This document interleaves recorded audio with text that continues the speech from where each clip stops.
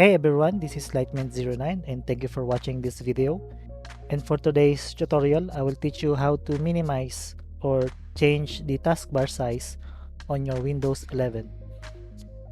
So right now I'm running the Windows 11 developer version OS build 21996.1.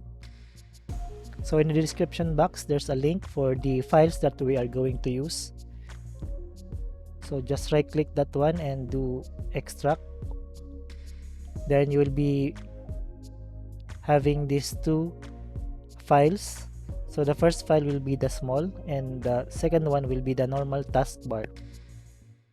So right now I'm in the normal taskbar, so I will just use the small taskbar file. So I will just double click this one, then click yes when prompted. So right now it will ask you to add this register file on your computer, so just click yes, then click OK. Then all you have to do is just restart your computer and I will be back. Alright, we're back. So as you can see, the taskbar now is small. So after the restart, you will see the difference.